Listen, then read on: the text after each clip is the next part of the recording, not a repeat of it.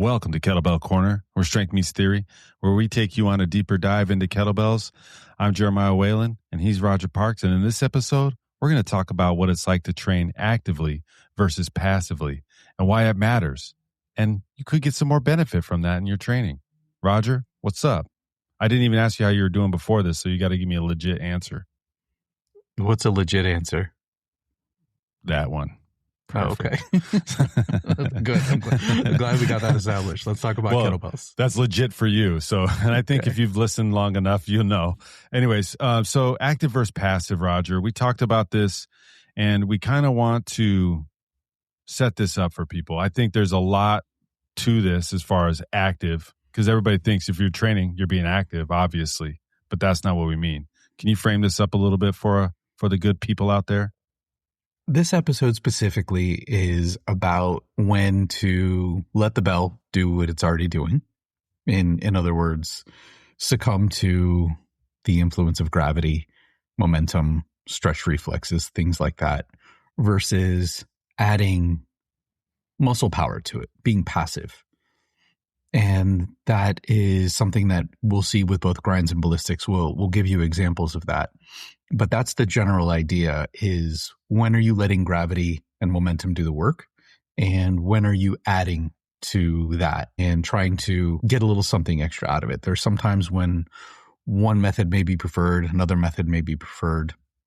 But there are going to be moments in some skills where I think you're almost always going to want to be passive, at least as it comes to the hardstyle skills. Okay, so passive, does that mean you're letting gravity do the work? Or is that the active? Okay, let's start with the jerk there. Okay. The way I understand it, and tell me, like, obviously you're going to tell me if I'm wrong then. So to be active in this skill, I've got the bell in the rack. I'm pulling the bell tight to my body so that I can get the force transfer from the leg drive and have it go through the bell to do the work. Is that aspect active or passive? It would be active. So if you're passive, then you're not really going to pull the arm very hard down to the body. So when you go into your jerk is going to have a couple dips, but your initial dip is where you're bending your knees and you are, in a sense, coiling. You're getting ready to put force into the floor to accelerate the bell upward. So you have the option at this point to pull the bell down towards you actively with your arm. So in this case, we're probably going to think about lat engagement, something like that, in order to get the arm alongside the rib cage or in front of the rib cage, whatever your technique might be. That is going to be an example of active, where you're using muscle power to do that. The alternative would be to not do that. Would be, you drop, the bell's going to drop. You don't need to pull the bell with you. Now, what I would argue, at least as hardstyle technique, I would argue that's an error. And it's an error because you're wasting force. And hardstyle doesn't like to waste force. It doesn't necessarily mean it's efficient. We can talk about what efficient means. But in the situation, if you're not active, if you're not keeping the arm down close to your body when you do your initial dip, what's going to happen is your torso is going to drop. And it's going to take, a millisecond. It's going to be a short amount of time. The arm is not going to have a platform. It's not going to have anything to rest on. So your torso is going to drop. Split second later, your arm is going to drop with a kettlebell in it. And what may happen, what likely happens, and what happens most of the time when people aren't active with this pull, is your torso is going to be on the way up and the arm is still falling down. You don't have a solid connection. And the connection between the arm and the body is what makes sure that most of the force makes it from the floor into the bell. So in this situation, I would say it's a mistake. At least this hardstyle technique is confirmed. I can't talk about, other styles, but that is an example of being active in this skill. If you were to leave the bell alone, it's going to fall. It's going to do what it's going to do. So I would say that's a mistake. Let's talk about a swing. Let's talk about another ballistic. Okay. So the active part in the swing, would that be the moment as you hold the bell to your body when you're in the backswing, something like that? Is that going to be the active part? Okay. Well, it could be. It's not necessarily one part. You have some decisions here. So whereas I would say if you're not pulling the arm, if you're not keeping the arm close during the jerk at that moment, that's a mistake. However, if you're going through your swing, let's say you've completed a swing, you got your arms out straight in front of your chest, you have a choice. Are you going to let your arms drop, or are you going to pull your arms down? So that's one way to be active. When you have your arms connected to your body, at this point, you do have to be active to keep your arms there. If you let your arms float ahead, that is a mistake. That's a problem. But then you can either go into the backswing, relax a little bit, let your knees bend, let your hips flex, go into the backswing using some momentum, get a little stretch, get a little bounce out of the back, or you can actively fire your hips back and really, really pull back. So there are two points in the swing where you have a choice to be active. The choice is going to determine the type of training you want to do. It's going to determine the goal you're going to accomplish or not accomplish. It's going to take more energy to pull the bell down into your body. It's going to take more energy to actively pull the hips back. However, you're going to be able to produce more force. So there's a trade-off for time and force. So if you're doing, you want to do a lot of reps, not the way to go. You want to do really short, sharp, snappy reps, that's the way to go. All right. No right way, no wrong way? I don't think so. I mean, there might be a right way and a wrong way for your goal. So within context, yes. If you're telling me that I'm trying to, create a very fast impulse, okay, or what most people talk about, I'm power training. Oh yeah, power training. We did the last episode on that. there are lots of ways. There are lots of ways to get that wrong, and people usually use a bell that's too big, do too many reps. But one way is to not be active in that way down. So if you're telling me you're power training and you're just letting the bell drop, and you're not actively pulling your hips back, then I think that is a mistake, because you're not engaging in that type of training as well as you could be. Well, with the swing, tell me this, Roger. So if I have somebody who's got a little issue with the timing, I'll often say, I'll say, get more active. And I usually say, pull the bell back to your body from that top position. Mm-hmm. And that could clear up the timing issues that they have, because now the bell's getting back there faster and they really want to break back faster. I found that to be beneficial, right?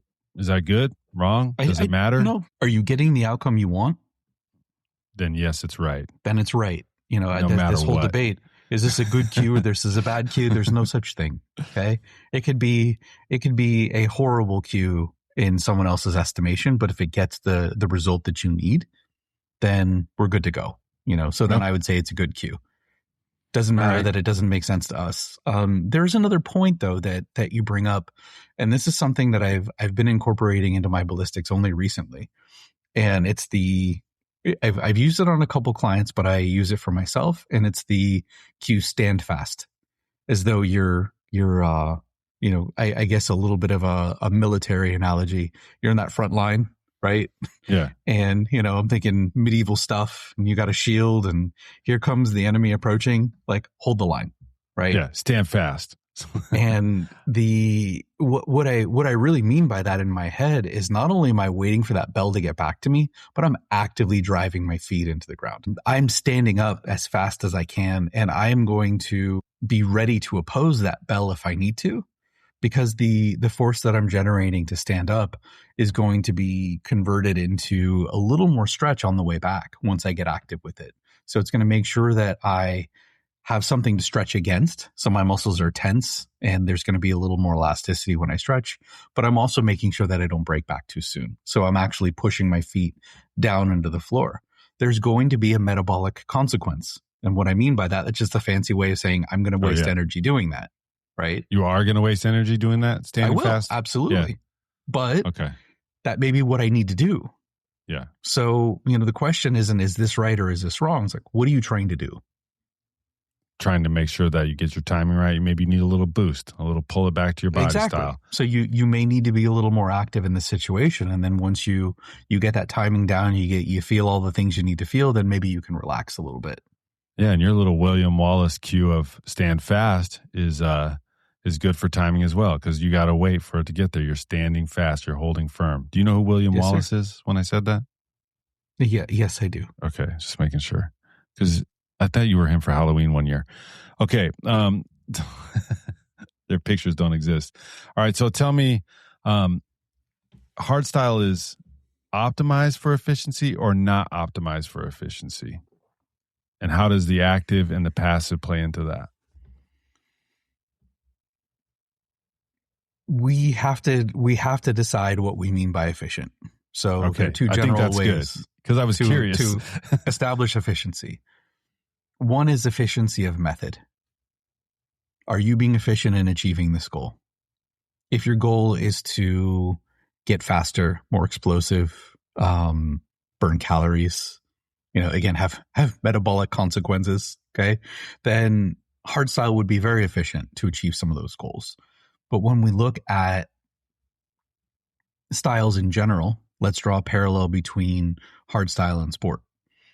The goal of sport is to have a combination of volume at a particular weight. So the biggest variable that you're up against with sport is time, as far as I understand it. It's the main variable. Yeah. So you have 5-10 minute sets, something like that? 10 minutes for the big dogs. So we're looking then, efficiency is the ability, in a physics sense anyway, to get a bell from point A to point B using as little energy as possible. That's why you see some disconnect between techniques with hardstyle and sport. That you see a lot more momentum being used. You see a lot more, for example, going the feet lifting in sport is common. Mm-hmm. In hardstyle, it's a mistake unless you're going into triple extension to do on the way up, not on the way back. On a jerk or something like that. Exactly. Yeah. Or a push press, something, I've seen that as well. But there's very little feet leaving the ground, and the feet leaving the ground is different in some contexts. So you'll see it, in the backswing, for example, with some of the sport skills.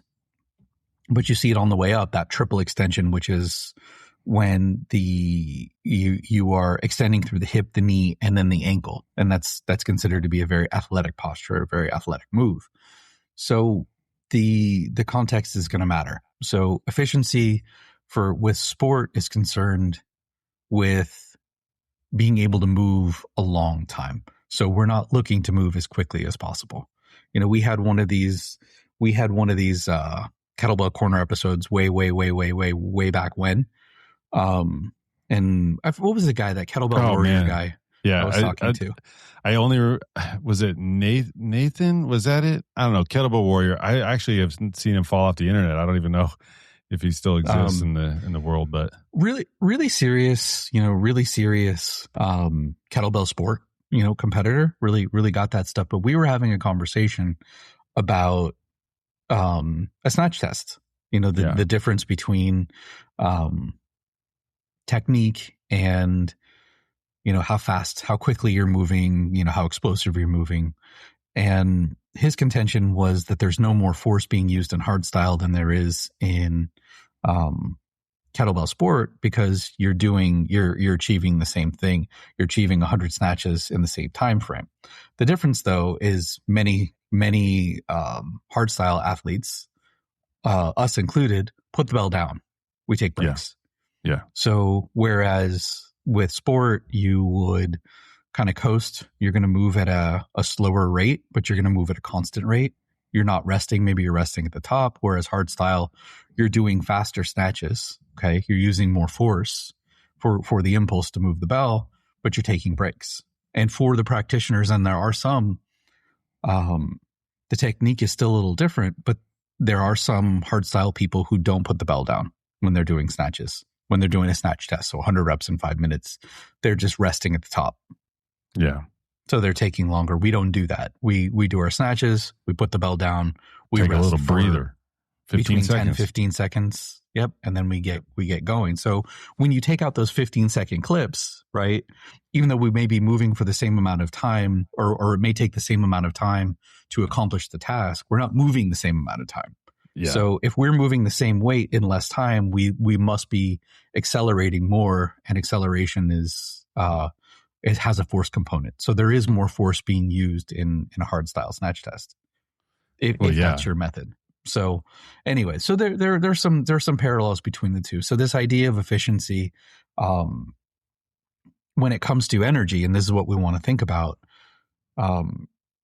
efficiency is using as little energy as possible. So let's look at like an overhead press. And I don't want to go too much into efficiency, but let's look into an overhead press. It's going to take a lot more energy in order to press a bell out to the side and not lean at all. Okay. The farther the arm gets from the body, the harder it's going to be. You may want to do that to gain more strength. So you being less efficient and not utilizing that lean may make you stronger in the long term. So that may be a goal. So in some cases, inefficiency is a goal. If you're looking, let's go into bodybuilding and we're looking at chest flies. Chest flies are a horribly inefficient exercise when you're looking at least in terms of energy, right? Because you're creating these long moment arms, but it can be a very efficient exercise in accomplishing a goal. So you have to look at the two ways of how that works. And many bodybuilders do pec flies because they get the job done. So from an energetic standpoint, you're being very inefficient. If your goal is to bring your hand to your chest, you want to keep that arm as short as possible. But the longer it gets, the more stress the pec is going to get. And stress and mechanical tension will grow muscles. And that is what you're trying to do. Yeah. Okay. That makes sense. And even with the snatch in that hardstyle sport sort of scenario, and we were just playing with this the other day at our workout, our typical bell path for the hardstyle, we want it nice and close, and it sort of comes up right in front of our faces or along the body in the midline. And in the hardstyle snatches, I see that arm stay nice and straight, and you sort of like pull it back with your arm and then just let it glide in the position. Sport, yeah, sorry. You mean sport. Yeah, so sport for the second one, glide into position, which in hardstyle would be, I would say, an inefficient way. It's a mistake in hardstyle. It's a mistake. Yes. Okay. Yeah. If your arm is long, that's a bad snatch. News. Yeah, bad news. You're not doing what's called taming the arc. There's no control over the bell. Hardstyle is about force production, power production. It's about control, and obviously, kettlebell sport athletes have a tremendous amount of control as well, but they want to maximize the distance the bell travels in many situations because it's going to utilize momentum. And when you utilize the momentum of your body kind of rocking back and forth, it becomes very inefficient because you're not using a lot of energy. You want to save the energy just for the important moments of the lift, and then you want to relax and let everything happen. So again, this is this active passive dynamic. In some situations, it's ideal. In some situations, it's not. And that's really what we're talking about. Okay. A benefit that we have here for being active is to improve joint stability and control. How does that happen? Is that just because your muscles are contracting around those joints better? It's certainly one way to look at it. I was using this analogy just today. This is someone who I was working with, trying to get her a better experience of feeling her legs. Many people, when they squat, they use their spines quite a bit. And, we think because the legs are moving, we're using them, but sometimes the legs are more of an afterthought. So on the way down, I use the analogy of an elevator. I said, think about being on the 10th floor. It's lowering you down to the ground, but you're not dropping. You're not going into free fall. Right. So imagine getting into the 10th floor and nice, smooth ride down. Now imagine going into free fall. Right. That's not an elevator. That's an amusement park ride. Yeah. That's not an experience. Yeah. That's not an experience you want to repeat. So when you're dropping down into a squat, same thing, you're changing levels just like an elevator is. But you can do it like many people do and just drop, knees flopping in and out, feet lifting up, and, no real control. Or you can continue to push into the ground, but push into the ground a little less hard and control nice, slow descent. And when you do that, you are you're actively controlling the joint. But there's another layer to this. So you're not just continuing to push the feet. There's another thing you can do with the squat, which is actually thinking about pulling your knees up towards your chest. And what that does is it activates your hip flexors. And when your hip flexors are activated on one side of the joint and the muscles, the hamstring and the glutes are activated on the back side of the joint because you're descending at a controlled rate, then now you suddenly have a joint wrapped around with tension. And what needs to happen is the muscle tissue itself, the tendons, they need to elongate to allow motion. So the joint is nice and happy because it's controlled from both sides. So that's another way to be active in your skills, is to pull yourself down into a squat. Or when you're doing a press, you can pull the bell down rather than just letting it drop. And yes, it takes more energy, but there's more control there. Yeah, that's what I was going to say. It will be, well, let's just say, harder per se, but I guess taking more energy is probably a more efficient way to say that. Yeah, you'll create more tension. It's not just about burning more calories. You will actually generate more tension. Yeah, and then I always felt when that was a big thing. I think they teach that at the very first day or something like that at a certification. And when you do feel that, it's a big game changer. And from a coach's perspective, when I help people understand that concept, like you said, it eliminates a lot of the knee we doing little weird things, and like maybe they're getting too far on their inner foot, and these sort of things. And inevitably, I'm like, how did that feel? They're like, it felt much better. Your core, for one, usually is more active when you're doing that, I would say, and then these are things that help you get more weight involved, right? If you're going up in weight, this is going to happen. You almost have to, with more weight, have these sort of active moments, right? Oh, for sure. Yeah. Okay. We sort of alluded to it in and earlier was pulling in the backswing. And we talked about this in the episode of the cleans, how this can kind of really just help solidify that leg drive. I think, right? Correct me if I'm wrong, but actively pulling those hips back and increasing that stretch really under, I guess, activity. Yeah. The idea for this, actually, I don't remember what the exact question was, but this was a question we got in the comments. And when we were talking about the answer to this question, in terms of correct technique, it came down to being active versus passive in the backswing. There are two lifts where the bell does not have as much, we'll call it horizontal distance, meaning it doesn't come from as far in front of you. Your main swing-based ballistics, not your vertical ballistics like your jerk and your push press. The swing is going to stop at the end of your arm. So you have all this distance, which is really time, in order to generate force. So you can be active and pull the arm down into the backswing, or even just letting gravity do its thing. You have more time for acceleration to happen. When we get into snatches, you don't have as much horizontal distance, but you have a lot of vertical distance. Sometimes, though, when people keep that path straight, it's a little clunky, and they don't control that, and then they get down to the bottom.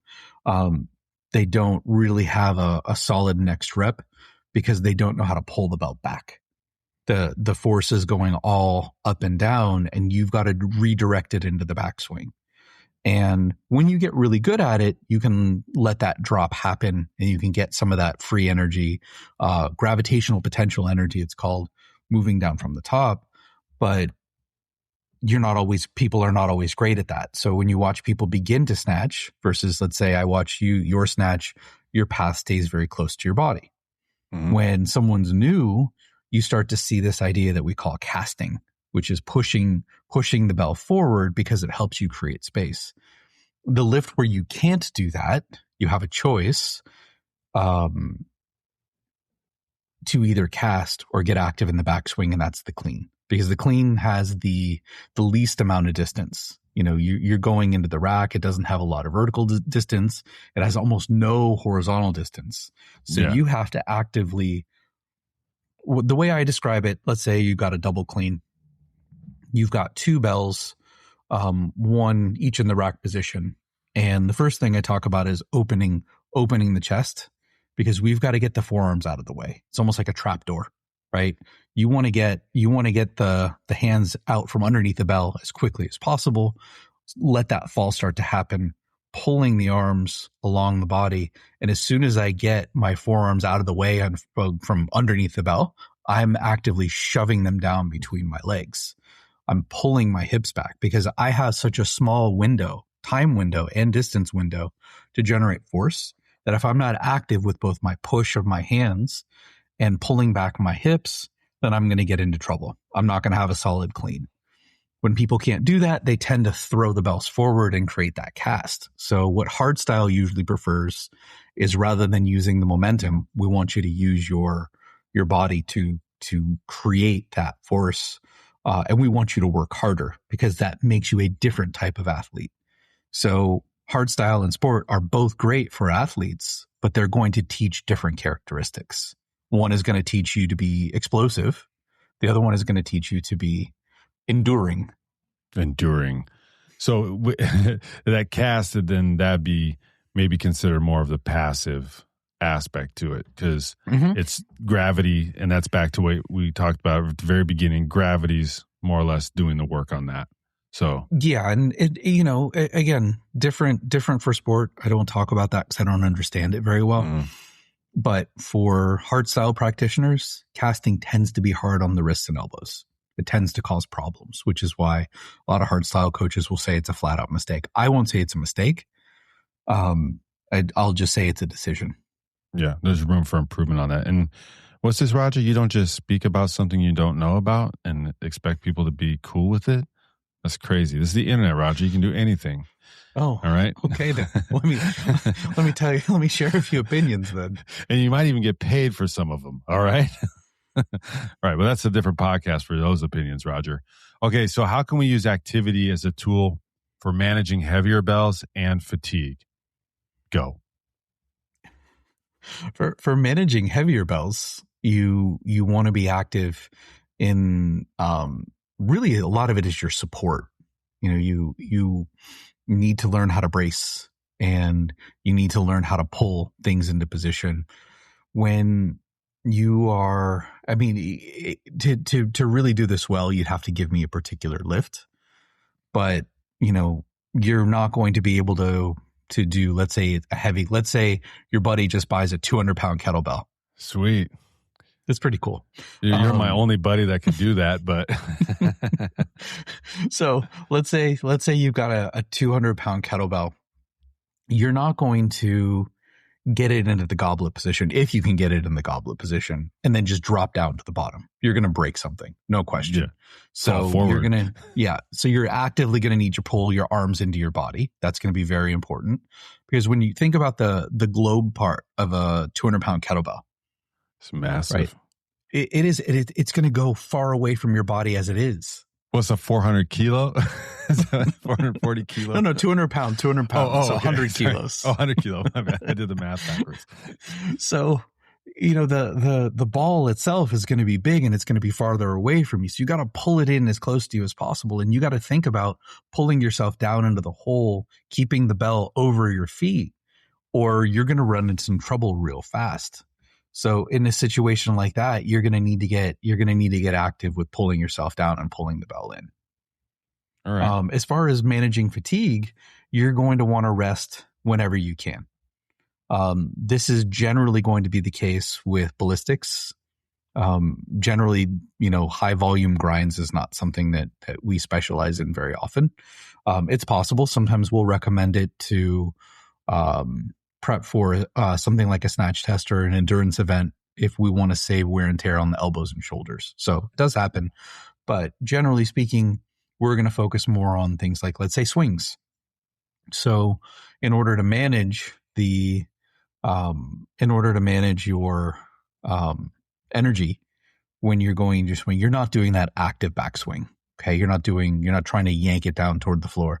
You're not really actively shoving the hips back. You're letting them disengage and you're letting them move back. You're relaxing back there, and you're going to get a lot of stretch, but you're going to use a lot less muscle power. That's like your example of when you grab that 16 kilo for those 2-arm swings and you're just letting it happen, not trying to be too active in that, get those high reps in. That's your favorite swings, Roger. Don't lie. All right. So there's some language we use. Okay. We talk about tension, right? We talk about relaxation. Okay. Tension seems active. Relaxation seems passive. What are some valuable terms people can use to help maybe their clients or their students or even self-talk? Roger, I know you're a big self-talk guy, Stuart Smalley, and help help improve their hardstyle kettlebell to be more active in their practice. What are some terms that well, we can some that I use, one that I enjoy on the way up, actually. And this is another thing really to think about, is this gets into this idea of power generation or impulse. Okay. The impulse is force multiplied by time. And there are different impulses. You can have an impulse that is a little less forceful and a little longer, or you can have one that's really, really short and really, really forceful. If I will tell someone to get more aggressive, if I want that bell to really, really pop. So, there's a certain amount of force that you'll need to use to make a bell swing, but these aren't necessarily your hardest, heaviest swings.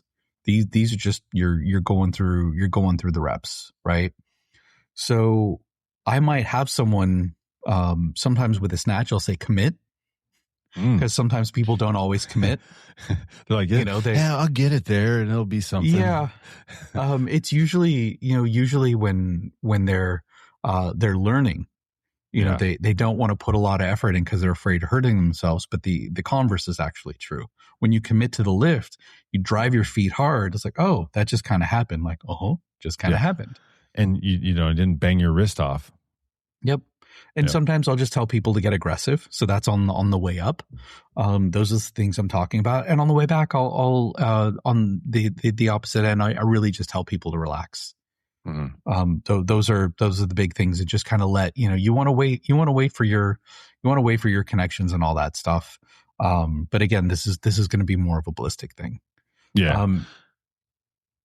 Go ahead. Well, I would say, to that point, one of the breakthroughs I had with snatch tests and stuff like that was sort of that combination. I would just tell myself leg drive, just like really focus on, and I would say leg drive just because it was like a reminder, but I think that be aggressive or commit to it is a very good one. And then once that was finished, I was telling myself, just relax.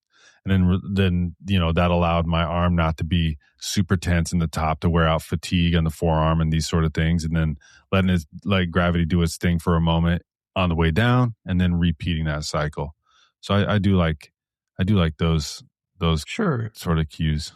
Especially when you get into your ballistic skills, it's going to be a combination of active and passive. If you're all active, you've seen people. Yeah, you will. And we've seen people go from bodybuilding to kettlebells, and it takes time.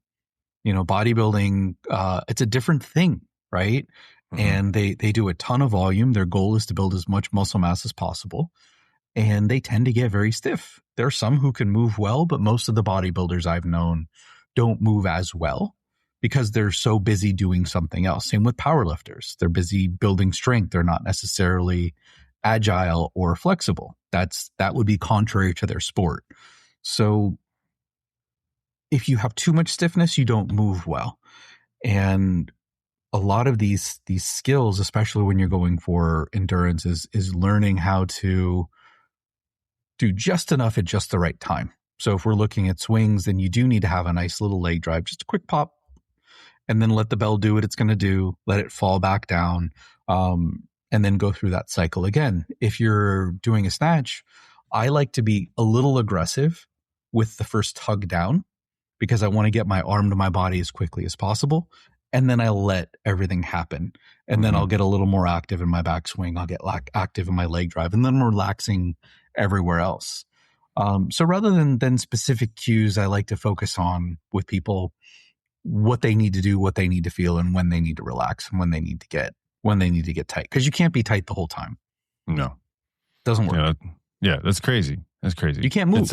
It's a balance between that tension and relaxation and all that good stuff. I liked how at the beginning, we're talking about where to be active in different skills. I don't know if we covered the press, but where's the active and where's the passive in the press? Because that feels like that one could be active the entire time. If we want to get really, really technical and specific, if we're active the whole time, we can't move. So that's just like an isometric then. Yeah, like we literally, if everything's too tense, motion can't happen. Okay, so we can that's can what my pickleball instructor said. Yes, I remember you sharing that. Even when you're going into your press, you've got to clean it at some point, and you're not going to be super tight in that clean. You want the clean to land. You want the clean to land under control. But you want that bell to land and drive your fist down tiny bit. Okay. If you can do that, and again, context is going to change. Sometimes when you're doing a test, people want to make sure that fist is completely still, and then you're pushing up. But outside of that, you can get, once that bell drops, it's going to give you a little bit of a stretch. You can send that back the other way. Think about your lean, even in a really, really heavy press. If you don't have the ability to lean, which does require you to be passive in some ways while you control your pillar. I'm not saying don't use your midsection at all, but you need to allow your midsection to be displaced a little bit from that same side leg. Mm-hmm. So that's going to require a combination of being active and passive. I will say if we're placing skills on a spectrum, I would say the press is one where it's mostly active. Mm-hmm. It's mostly active, but again, there are times when you may need to yield a little bit, and you may need to relax at the bottom for a second. Otherwise, again, you're gonna gas yourself out depending upon how many presses you need to do. Yeah, you imagine you're like, that's crazy. All right. Well, that's good. I like that. That was very helpful because I was having a hard time thinking about where is that relaxation in the press. So yeah, the clean landing, even in that re-rack position, you're for a second there and then reloading it. And I didn't even think about that side. You think of all the things, Roger. How do you do it? It's a tricky idea, and it's something that I don't think people think a lot about.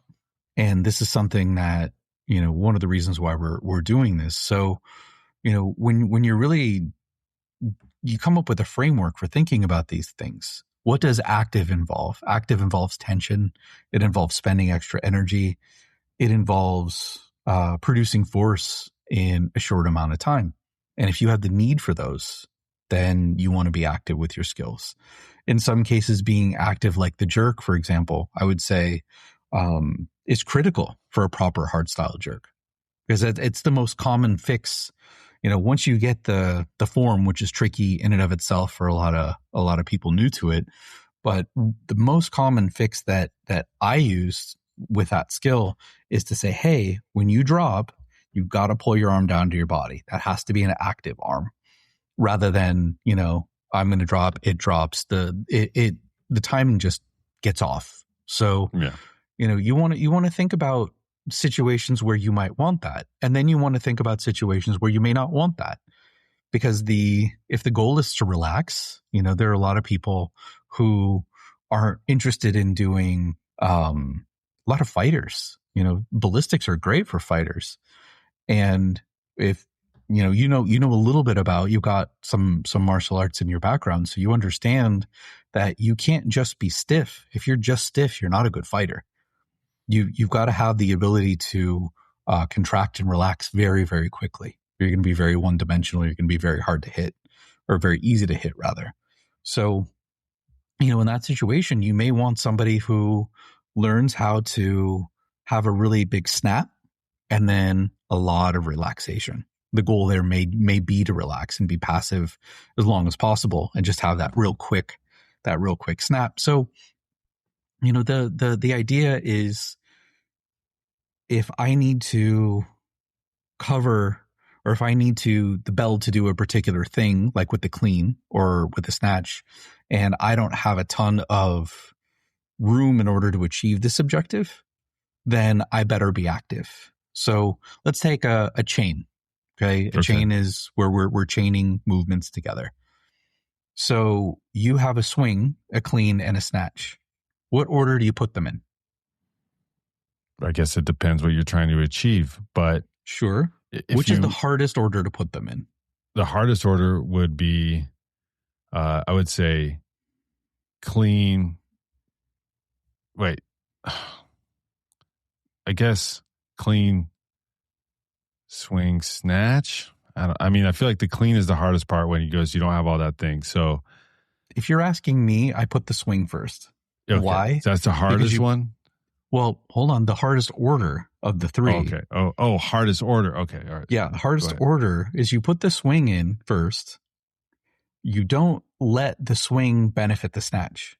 So it goes first. And you're breaking up those two with the clean. So you do your swing, you catch it in the rack. Okay. That makes the clean a little easier, right? Yeah. But then you have to go and you have to turn it around, and you have to go from this rack position all the way into the backswing, enough to bring the kettlebell all the way up to the top. So if you have the swing preceding the the swing preceding the snatch, it loads that, right, to a pretty significant degree. So one of the common things I'll do, and I think you do the same, so when I'm teaching people to snatch, I'll do swing, snatch, snatch, because they're familiar with the feeling of swings by then, and they get a really good load, and they don't need to be as active in pulling the bell all the way back. But that's why having a clean preceding a snatch is rather challenging for people, because they don't have a lot of distance to generate force. It's like you're taking off from a plane, but you have a really short runway. So that plane better be really, really powerful. And this is what like we're an talking aircraft about. Carrier. Yeah, exactly right. And generally, fighter jets take off from those things. You're not seeing, you're not seeing these little, no, you're not seeing that. So, and I don't know whether that's possible or not, but anyway, you get the Cessna idea. to take off from an aircraft carrier? I don't know. Or leave that in the comments. If you're a pilot, let us know. Excuse me. I don't particularly care, but the analogy still holds. And if you have a short space, you're going to need to get up to a particular acceleration. You need to do it fast. So, in certain situations, if you're looking at the ability or training the ability to change directions or to explode quickly, then that's going to be a pretty challenging combination of things, going from a clean into a snatch, clean snatch, clean snatch. Sounds weird if you say it a bunch of times fast. Yeah, I was like, hey, clean snatch. But it's good hygiene, folks. You get the idea. You get the idea. Yeah. So think about these things. Think about what you need in a skill. Do you want to be efficient? Do you want to be inefficient? Are you trying to burn calories? Are you trying to build muscle? Do you want a lot of gravitational energy and spring to power you? Or do you want to take that away?